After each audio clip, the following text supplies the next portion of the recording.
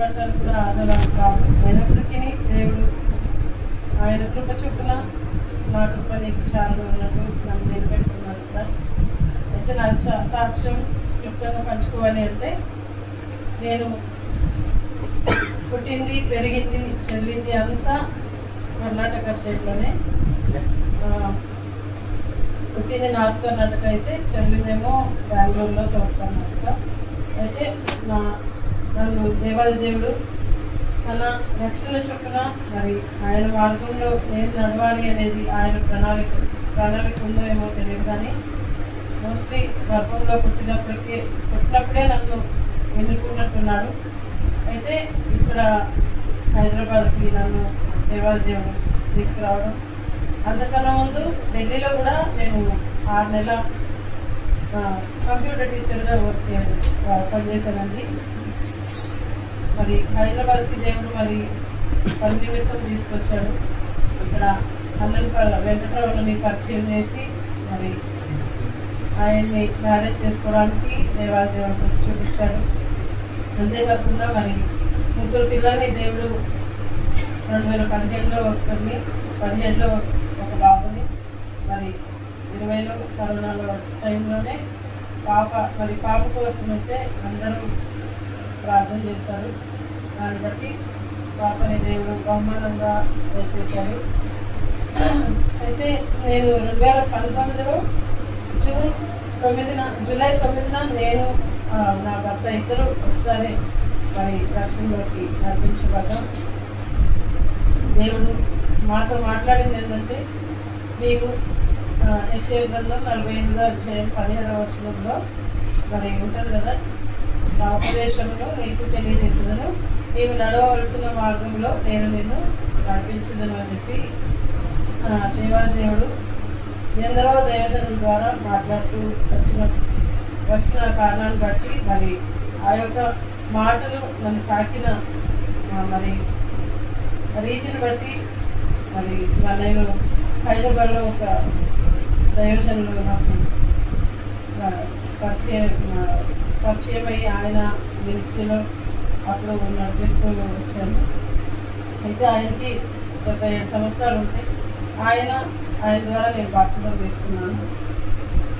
అంటే ఇప్పుడు Google meet అయితే నాకు ఎట్లా పరిచయం అయిందంటే, నేను ఒకరోజు ఇలాగే వాట్సాప్లో 2021లో వాట్సాప్లో సెర్చ్ చేస్తూ ఉన్నప్పుడు పిల్లలందరూ ట్యూషన్కి వెళ్ళారు. మరి నేను నాకు హెబ్రోన్ చదవాల్సి అంటే అప్పుడు చాలా ఇష్టం ఉండేది. జయరాజన్న మెసేజెస్ అంటే నాకు చాలా ఇష్టం ఉండేది. ఆ మెసేజ్ వింటూ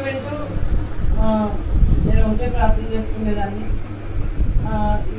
ఈ సహవాసం ఏంటో కానీ వాక్యం చాలా బాగుంటుంది కదా ప్రభా, మరి ఈ సహవాసంలో నడవడానికి నాకు అవకాశం నీ చిత్తమైతేనే దయచేయని చెప్పి కోరుకుంటున్నప్పుడు దేవుడు వాట్సాప్లో స్క్రోల్ చేస్తూ ఉంటే అది ప్రే ఫర్ ఇండియా గ్రూప్లో ఒకరు పోస్ట్ చేశారు. మరి ఎవరో నాకు పేరు గుర్తులేదు.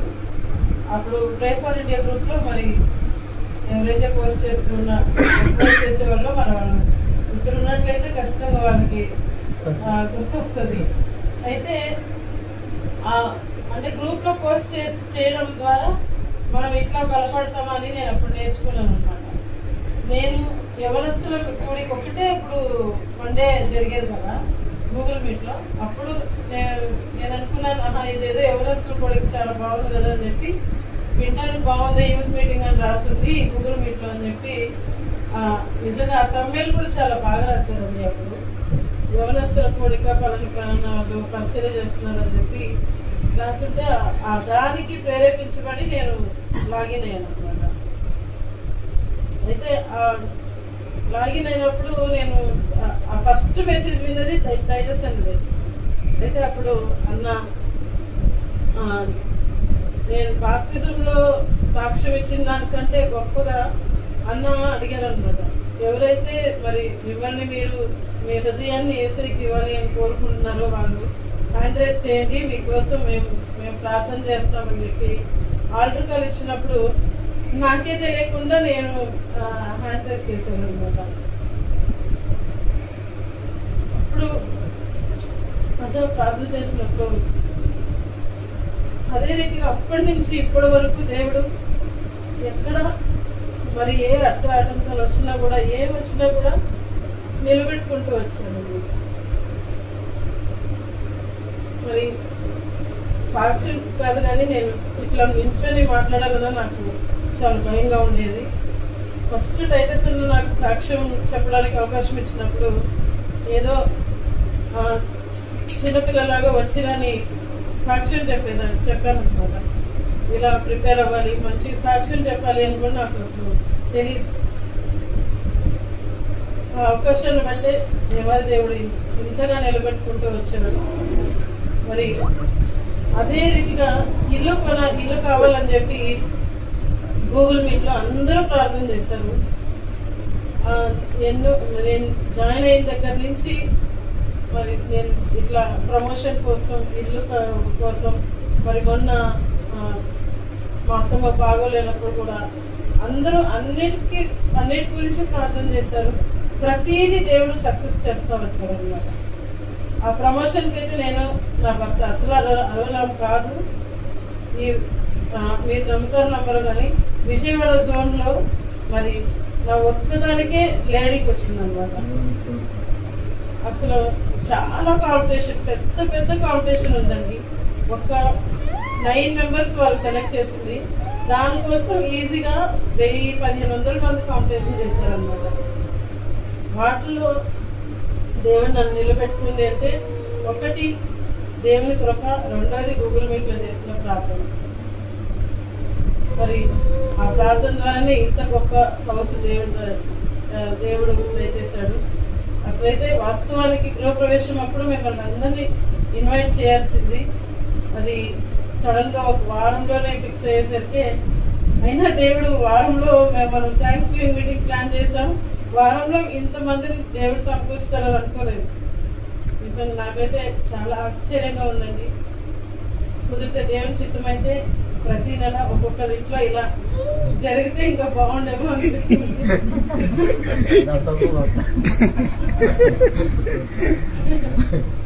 మనం అనుకుంటాం కానీ దేవునికి అసాధ్యమైంది ఏది లేదు.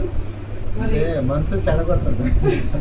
ప్రేరేపించుకున్న వాళ్ళు ఇలాగా పెట్టుకుంటే ఇంకా చాలా బాగుంటుంది. అందులో కుక్కి నుంచి ఆంటీ వచ్చిందైతే నాకు ఇంకా చాలా అసలు ఎంత సంతోషం అనిపించిందంటే, అంత కష్టపడి నిజంగా మేమైతే ఇక్కడిక్కడ వెళ్తానికి కూడా అది సాకులు చెప్తా ఉంటాం. కానీ ఆంటీ అంత బాగా ఒక్కతే. అందులో నేనైతే ఎవరైనా తోడుగా ఉంటేనే రావాలని కోరుకుంటాను. కానీ మరి ఆంటీని చూసి నేను కూడా చాలా ప్రేరేపించబడ్డాను. అలాంటి గొప్ప సాక్షి బిడ్డలు మనలో ఉన్నారు కాబట్టి నిజంగా ఇట్లా కూడుకుంటే ఇంకా అసలు చాలా బాగుంటుంది.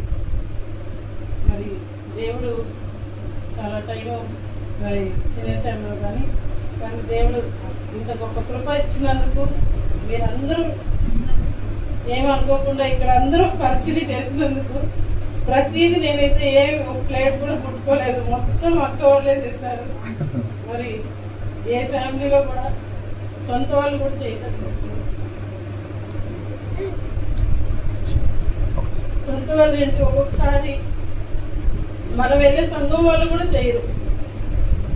జస్ట్ వచ్చామా వెళ్ళామా అన్నట్టు చూసుకుంటూ ఉంటాం. కానీ మీరందరూ జనరల్ కంపార్ట్మెంట్లో ట్రావెల్ చేసినా కూడా ఎంత అలసిపోయినా కూడా అసలు ఎక్కడ అసలు విసుక్కుండా మరి ఆగకుండా సుజాతకైతే ఎన్నో పరిచయం అసలు.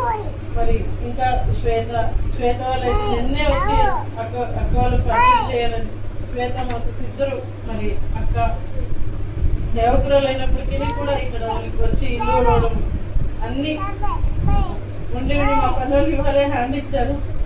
కానీ దేవుడు ఎట్లా నిలబెట్టాడంటే నాకే ఆశ్చర్యంగా ఉంది.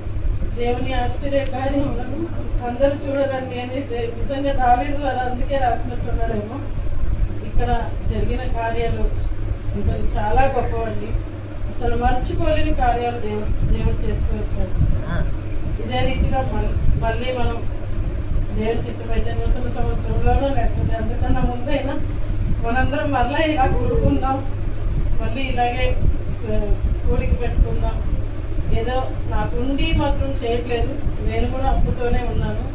అయినప్పటికీ దేవుడు నిలబెట్టుకుంటున్న విధానం మరి అది మర్చిపోలేదు అనమాట. దయచేసి అందరూ ఏమనుకోకుండా మరి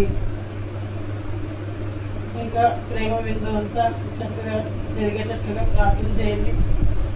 మరి ఇంకా మేము ప్రమోషన్స్ కోసం ట్రై చేస్తున్నాం, అవి కూడా చక్కగా జరిగేటట్లుగా ప్రార్థన చేయండి. పిల్లలు మరి వాళ్ళు వెటర్నరీ డాక్టర్స్ అయ్యి వాళ్ళు సేవ చేయాలని ఆశ, మరి ఆశ వాళ్ళదైతే దేవుడి చిత్తం నెరవేరాలని మీ అందరూ ప్రార్థనలో జ్ఞాపకం చేసుకుంటారని కోరుకుంటూ ఇచ్చిన సాక్ష్యం దేవుడు దీవించి ఆశీర్వదించుకుంటారు.